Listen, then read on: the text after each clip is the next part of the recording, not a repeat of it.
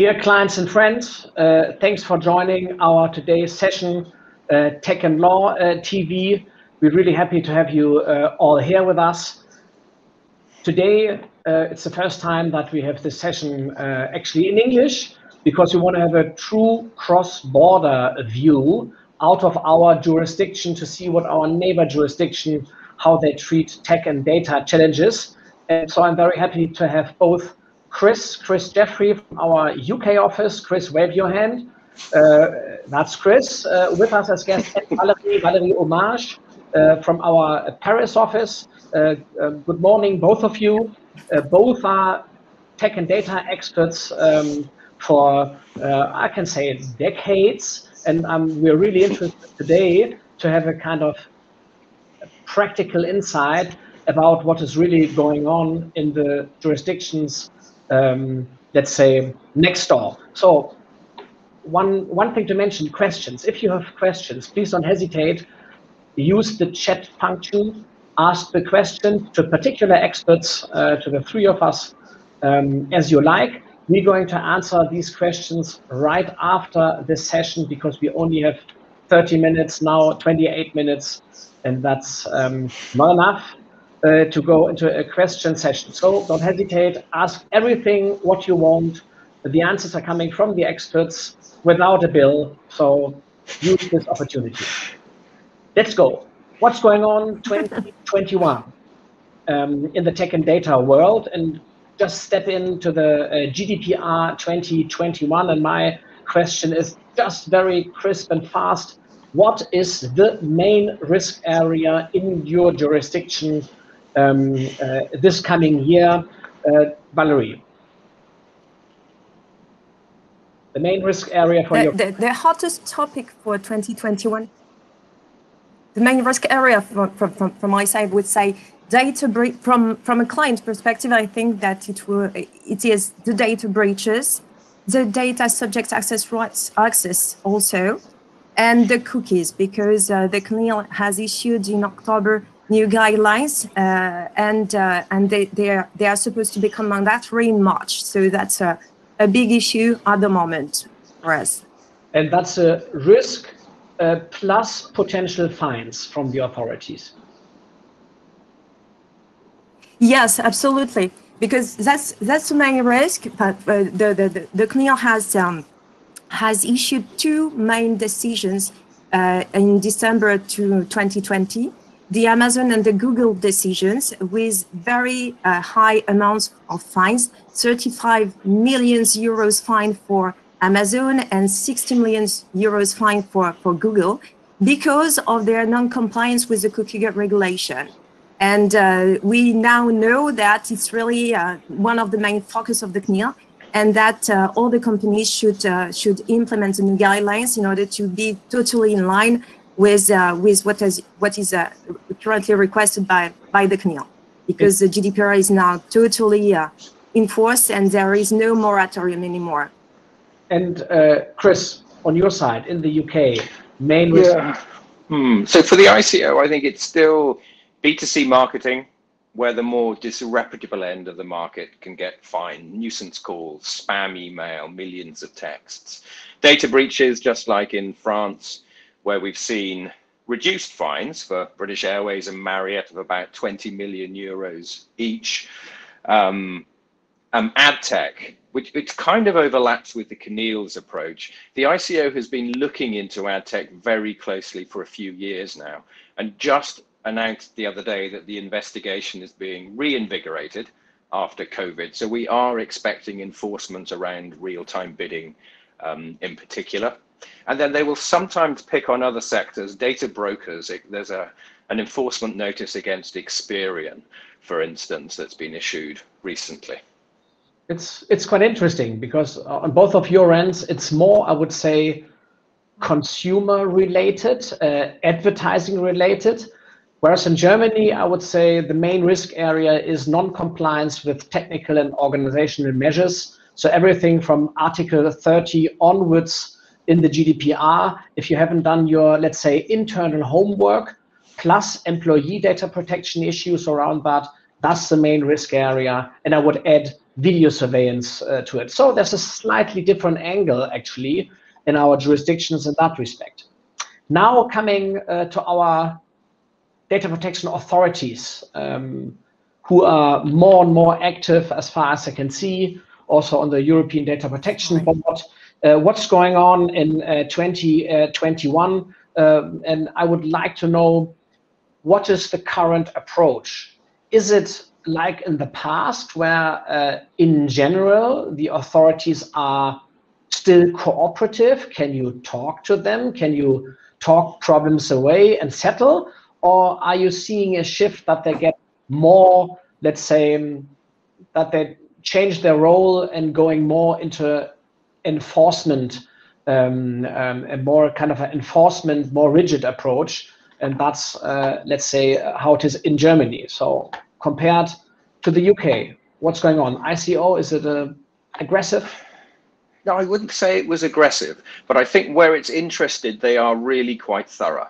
So when they get their teeth into you, they typically do not fine out of the blocks. They do want to coax and encourage companies to get compliant. Let me give you an example. That data broker investigation, the ICO looked into Equifax as well as into Experian.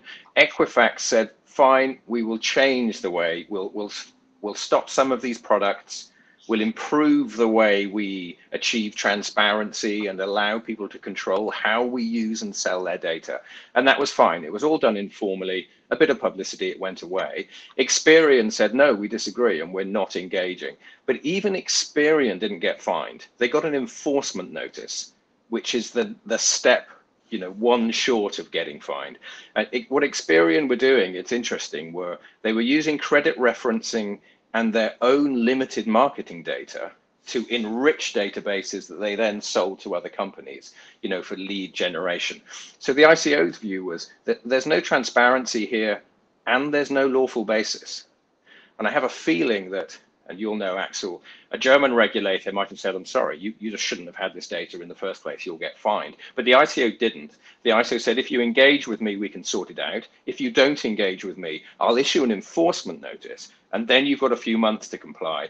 And then if you don't do that, that's when the fines might come in. Okay, so it's a different philosophy.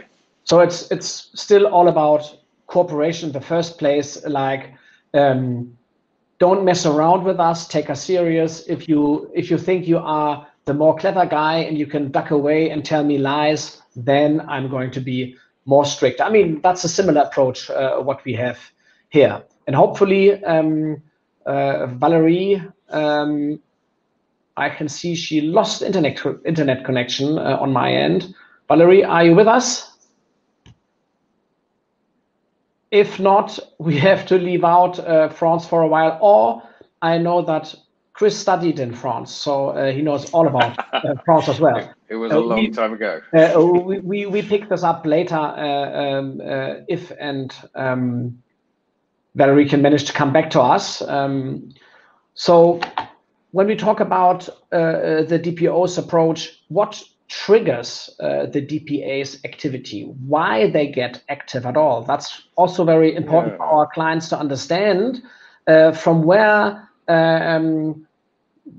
what triggers the avalanche when something goes wrong. For the vast majority of companies, it's a complaint. That's what they worry about the most, will get the regulator's attention. So it can be, you know, if a consumer feels their unsubscribe from direct marketing wasn't dealt with properly, or a data subject access request was not answered in full, or they just don't like, you know, we do have privacy activists and groups here in the UK too. It's not just Max Schrems, and they can cause problems too. So that's the bread and butter of how the ICO will tend to get involved. And what typically happens is, unless you're in a sector they're taking a real interest in, data broking, ad tech, healthcare maybe, or there's been a serious data breach, all the enforcement team in the UK will look at is the issue that's brought before them. Okay, so they will strongly encourage you to do whatever is compliant. but there needs to be something else that makes them interested in saying, I want to do a full audit of this company. I'm going to look into their record of processing and their whole governance framework. So it's more like a reactive approach. They need that something from the outside triggers, and then they get active, and then you, from my perspective, you're the unlucky one. Same here. So you don't see like proactive audits.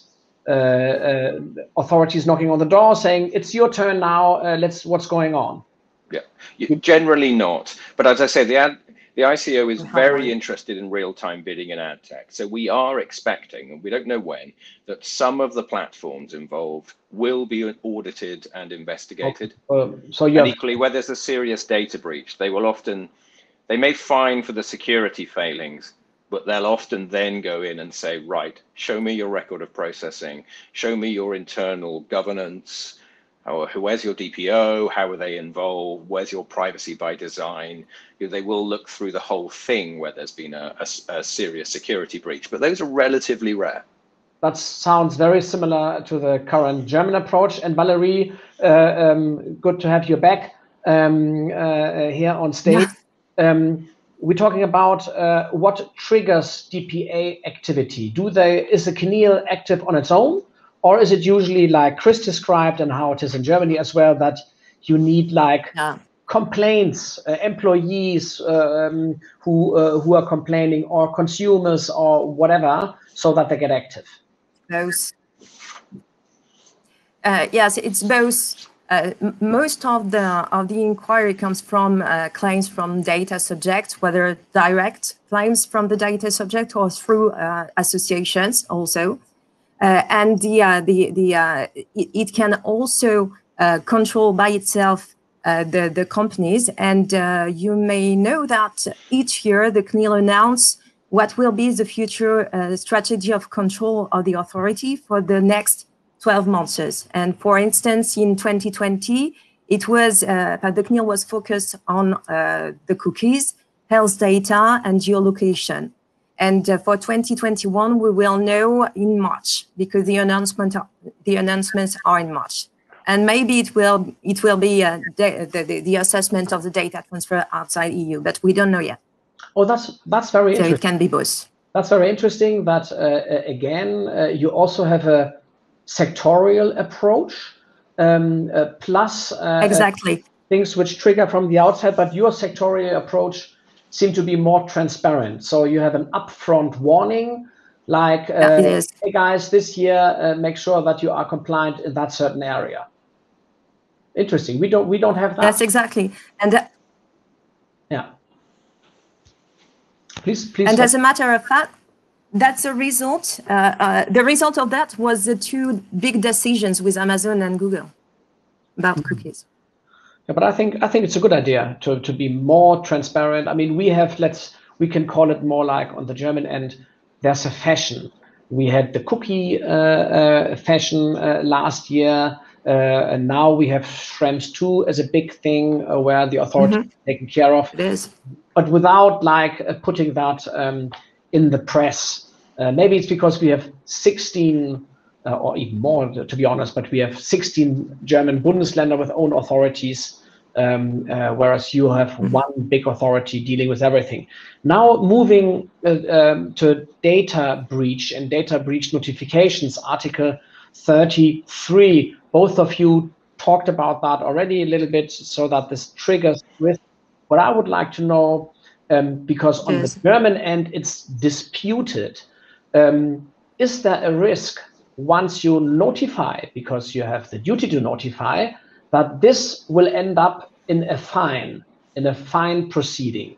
Or is it like once you notified something, this is blocked and cannot be subject to fines? Valérie. Yes. So yes, it is a risk. Even if you notify, it must be taken into consideration by the CNIL as a mitigating circumstance. But it is always a risk, and we may have we could have some sanctions following a notification. But at this stage, we have no public decisions that would have been issued by the CNIL, which, for instance, imposes fines because it considered that a lack of security measures would have been put in place because of lack of security measures. The CNIL would have discovered following a notification. This does not exist at the moment, but in theory it's possible, and that's why it's always better to be assisted when you notify the CNIL with a breach, because there is a real way to present the information in the notification in order to be sure that you are in line and to avoid future inquiry of the CNIL. Interesting. And Chris, on your end, what does it mean if you have a data breach notification? All risks, additional risks are off the table, or no? You can still be fined.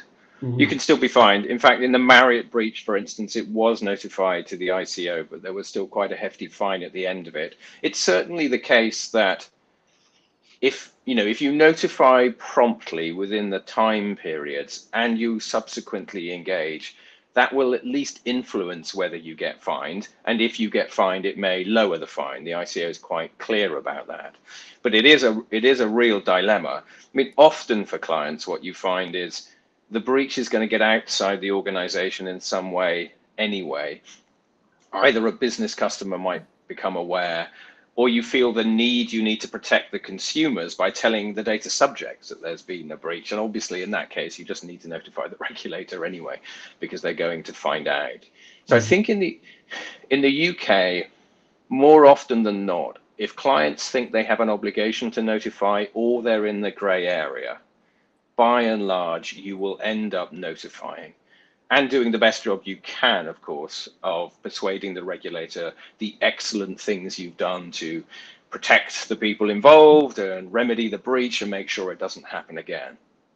Interesting. On our end, this is a really, let's say, disputed area. The authorities are of the opinion, of course, I can fine. You cannot block your misuse away by simply telling what you have done.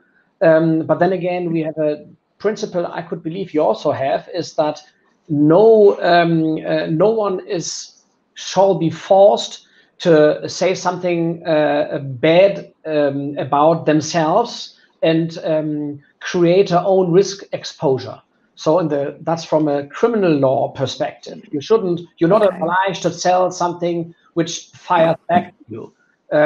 So that in the end, we believe that the authorities are blocked in using the content you provided to the authorities during notification. However, certainly the authorities are free to make own investigations so that they can use their own findings for further proceedings, but they shouldn't use the findings they got from you, what you delivered.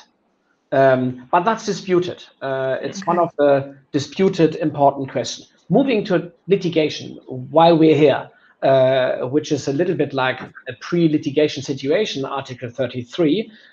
What do you see and what do you expect for 2021? Is there growing litigation with the data protection authorities, or is it like not the case at the moment? Are there class actions can come from the perspective of data protection litigation as a new area? You think this will come and grow, or there's no further activity in 2021? Valérie. Before the CNIL, we don't see really specific increases. It seems to be quite stable. But however, what we see more and more are arguments based on data privacy non-compliance, which are raised by the parties before the civil courts. For instance, it's quite usual now to have parties asking for the rejections on some documents based on the fact that they would come from unlawful data processing activities, those kinds of things. So more and more, we have data privacy dispute, but not before the CNIL, before other courts. Concerning the class action, in theory, it's possible based on the Article 80 of the GDPR, but for the moment, we are not aware of any decision based on those class actions. And But it should come. Interesting. And what do you think? So I think in the UK, we're in the foothills of class and representative actions.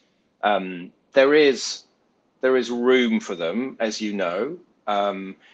They're not as prevalent in the UK as they are in the US, mainly because the loser pays in our court system. So the people who fund the litigation bear the risk of being out of pocket. So what that means is you need a really clear case, a large group of individuals who are prepared to muck in, as it were, and join the claim.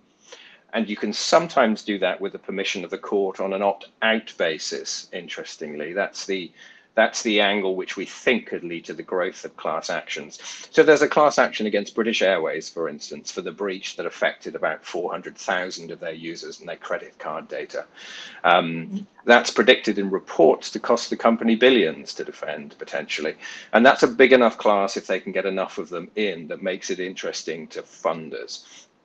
There's group actions, not funded, I think, against YouTube, for unlawful collection of data. And then one individual has started suing Google for the Safari workaround. So we're just seeing it, but it's against the really big companies. And it's where there's what the Americans call a slam dunk, a really obvious case and a relatively large number of people who can get involved to make the financials work. Okay, interesting. From corresponding to the remarks the two of you said, in Germany, at least, we see definitely rising, I would say, not necessarily litigation with the authorities at the court, but we have really tons of cases ongoing with various authorities who are formalized. So we have formal kind of pre-litigation cases where we step in as external counsel for our clients because it's getting too formal. And for the time being, we managed to settle all of them because we certainly want to try to avoid to go to the court. But we see a growing pressure and some clients who get impatient, like, no, I don't accept this. And it pops up and it goes to the court. So there's definitely growing activity on that side. Clients or companies, authorities who try to sort out what is right or wrong in front of the court. And with respect to class actions, same as on your end, I think we are more or less prepared. I think it will come in more like 2023 or something like this. But there's an industry which prepares this. You can see that. And there's still a key open question, which is how to calculate immaterial damage properly, and that's something what the court has to decide. Anyway, special jurisdictional questions, and the elephant in the room, Chris, Brexit. What's going on? Brexit data. What do you recommend to clients? Where you see how this affects, let's say, the French and German jurisdiction? Yep. So there's a short-term and a long-term issue, as I see it. The big short-term issue is data transfers between the UK and the EU. Now, the good news is that if that goes in both directions, of course, in significant volumes, for data going from a UK controller or processor to an EU-based processor, controller, or sub-processor, that's fine. The UK government has said they haven't done anything formal. We're treating the EU as adequate from a UK GDPR perspective.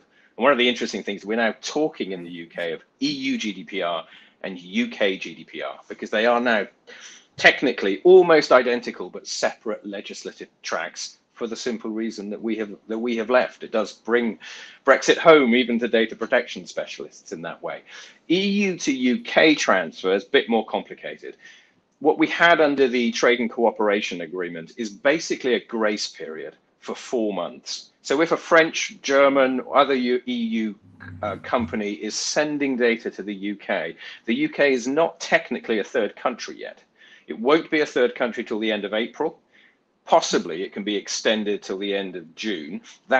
So there's enough time for the Commission to look at the UK's adequacy application, which we all hope and half expect will be successful, perhaps because of the political momentum that the free trade agreement created. But these are fraught political times, and there are similar questions about the UK intelligence agency access to data that cropped up in the Schrems II decision on the US side. I don't think it's as objectionable as the state of US law for non-US citizens, but some of those same objections may well crop up. So I think the practical answer on data transfer is know your transfers, understand exactly what data is popping between the UK and the EU. A lot of companies have already papered them with standard contractual clauses, in their intra-group processing agreements, however they do that. They've often papered that already. For those that haven't, I would say March, certainly getting into April, you should be looking to papering them unless we're getting really positive noises about an adequacy decision. And of course, BREXIT third countries should be on your privacy policy, should be in your record of processing activities. There's a bunch of governance stuff. And Chris, the political question beyond that, after that, let's say 4 + 2 month interim period or grace period, is there already a sign? Is the UK going to be like more less compliant, more industry friendly, or are they saying no, we want to stay in that European data protection bubble? I mean, we have different worlds and philosophies out there. We do, and the answer is we don't know. Okay. Obviously, the point of Brexit was to allow the UK to make their own laws without reference to the EU frameworks. And there's certainly political voices who were in favor of Brexit that want us to become the Singapore of Europe. That phrase is cropping up a lot, but it's far too early. There's no hard policy proposal on the table. In another area, 2 weeks ago, the government said, right, we're going to have a committee that looks at scrapping EU worker protections, 48-hour weeks, mandatory holiday, all of that stuff that flows from European law. Massive public outcry, including from the unions, and they actually shelved it. Then last week, they created a committee where one of the leaders of Brexit will look at regulation generally and make recommendations. So it will come, but we have no idea what it looks like. And there's no clear philosophical direction in privacy or anything else from this government about where they'll go. That means, so that we just have 2 minutes left, actually. And that means there's no clear answer. Interesting, but that's an answer. Thanks much, Chris. And Valérie, your specialities, there is this kind of special additional law creating these high fines. What's going on in France? Yes, GDPR is huge, but it's completed by few other texts, such as the cookie one, which comes from the implementation of the e-privacy directive. And that is on this basis that the CNIL issued its 2 big decisions in December. So it's a bit beyond GDPR, but really close to. So and the issue under these those, can you hear me? Yeah. Yeah, we can hear you. All right. So I just would like, as the time is running out, that at least France is taking the directive serious, whereas in other jurisdictions it blurs away somehow and is fragile. E-privacy seems to be something which you guys take serious and which is heavily fined. We wouldn't see those hefty fines on our end based on the e-privacy directive or the respective German law. So thank you very much, both of you, for giving us an insight so that we were able to look over the fence from the German side. I would have loved to extend the talk to Schrems II, which, so I can close for the German side, is our biggest hot topic to do. Schrems II is taken very seriously by our authorities. And it's nothing where you can just wait until there's guidance. You have to, as you said, Chris, map your data transfers and be aware that you can be compliant. Last bit from your side, is it the same? Is Schrems II taken seriously? Is it a to-do for 2021, or can you still let's say, Yes. wait a little bit until the dust clears? Just like one short sentence, starting with Valérie. Yes, it's in the to-do list for 2021, clearly. Even if we have no specific decision yet in this respect, it's in the to-do list, and maybe in March it will be in the announcement of the CNIL. Okay, that's it. And Chris? You need to plan. I think you need to show that you're taking it seriously, but I don't think if the ICO audited you tomorrow and you didn't have a full account of your supplementary measures, that you'd be in serious enforcement problems. But you do need to show you've got a 6-step plan and you're moving towards it and you're starting to think about it. The real pressure is more for B2B vendors and their customers, who I think are more active in this and more anxious about it than the regulator. Okay. Thanks, guys. Thanks, Valérie. Thanks, Chris. Thanks a lot for that interesting exchange. To wrap it up a little bit, I think all in all, the GDPR is doing a good job, because I see there are more similarities than differences. There's a little bit of a local flavor with the authorities, how they approach things. But all in all, I think we are more or less on a similar platform with respect to tech and data for 2021. So thanks a lot. Have a nice day. And all of those who listened, thanks much. And if you are bored and you have seen all Netflix series already, you can see this again, because this goes on YouTube, and we have other little films for you to entertain in that area. So have a nice day, everybody. Goodbye. See you next time. Cheers. Thank you. Bye-bye. Bye. Thank you.